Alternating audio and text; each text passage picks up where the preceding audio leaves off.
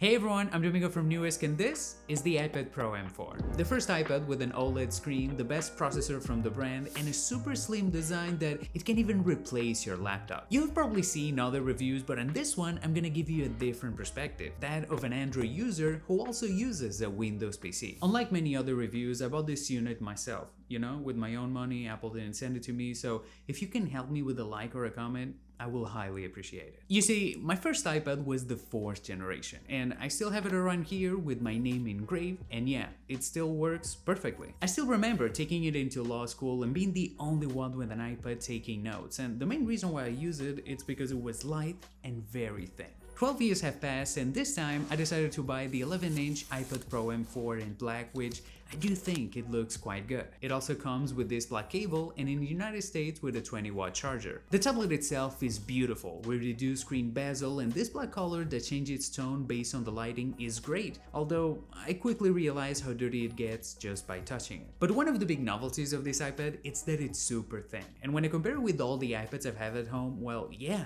it's impressive how thin it is. And even if I put its magic keyboard and close it, it becomes as thin as the Macbook Air M3. I mean, all of this is great, but was it necessary? Wouldn't it be better to keep its thickness but increase the battery life even more? In the case of the 13-inch version, we can see how they actually reduced the battery size, although in the 11-inch, which is the one that I have, we did gain a little bit more. The good news is that in my testing, the battery life is great, and if you have it on standby or you're using it with the screen turned off, like listening to music for example, the consumption it's very minimal. They have been able to do this thanks to its new processor, the M4, but also the new tandem OLED screen, which is a lot brighter than the previous one, and unlike the Air, it maintains the refresh rate at 120 Hz. The first time I saw them side by side, I thought that it wasn't that much of a difference, because the screen of the Air, it's actually pretty good. But over the days, the more and more I tried the iPad Pro, every time that I would look at the Air, I would notice that its colors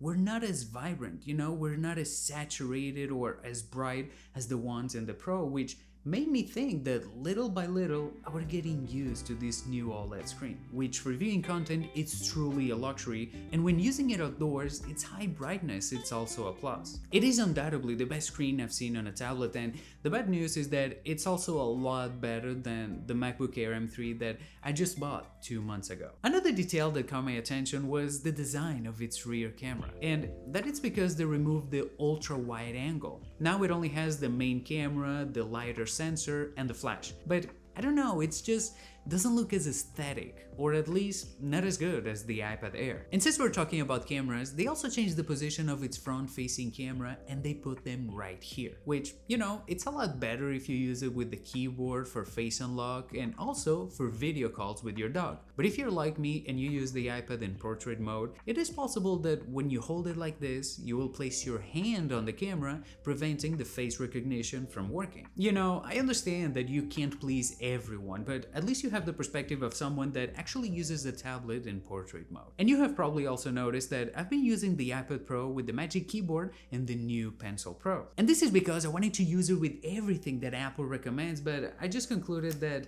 this is not for me. The keyboard, it's quite cool because, it's a complete keyboard with the keys that also light up, and the trackpad is large enough to navigate. In general, it's a good keyboard, and for many people, it's enough to turn it into a laptop. But it's impossible to lift with one hand, unlike the MacBook Air, and even with both hands, it's not very comfortable either, especially if you have the Pencil Pro. Not to mention that this material gets dirty quite easily. With the Pencil Pro, well, if you're not going to draw or write, there's no reason to buy it. Since I'm not an artist, I'm not the target audience for this product, and I should probably not comment about this, but at the same time, I just wanted to try it. The new function of pressing for options is great because the vibration it gives makes you think that there's a button. It's also cool to hover without selecting and being able to rotate the pencil to emulate the line, everything it's neat. But unless you're gonna use it a lot, it's not worth it. So if I'm gonna use the iPad without the pencil or the keyboard,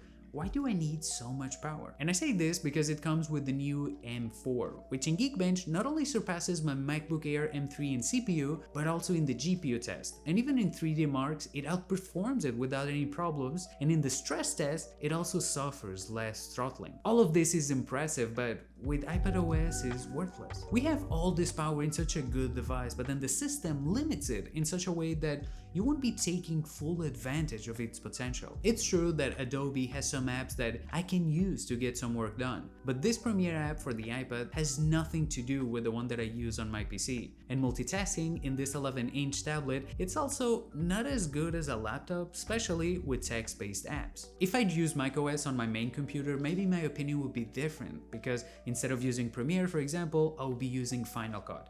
And besides that, there's several integrations that makes you use both devices at the same time. But with Windows, I just don't see it. The iPad Pro is an excellent complement for your main computer and can easily be an alternative to your laptop if you want to take it everywhere to watch Netflix and chill. But as your main computer, I will only recommend it if you want to use it as an artist, because you work with it. And the sad thing about it is that it has the power to be a great computer, especially if you get it in the 1TB version, because it gives you an extra CPU core, more RAM, and also the storage is a lot faster. But because of its system, I still prefer my MacBook Air. So the question you should be making yourself is, why buy the Pro when you have the Air? In my opinion, the only reason it's the new processor, which is not that important with iPadOS, and the new OLED screen, which is, marvelous. It's great. And if you think about it, it's also a future-proof investment that will last you 6 years easily, but in between, you may need to change the battery. Having said all this, well, yeah, the iPad Pro is great. Its new tandem OLED screen is amazing, it has plenty of power for any task you throw at it,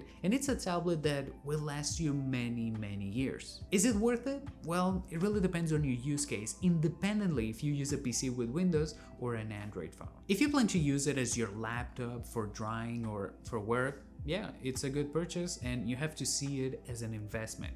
In case you know that you're only going to use it to watch Netflix, some videos, reading, check social media, it's a little bit overkill. You can do anything you want with your money, but in that use case, I would highly recommend the iPad Air or even the other iPads. They're a lot cheaper.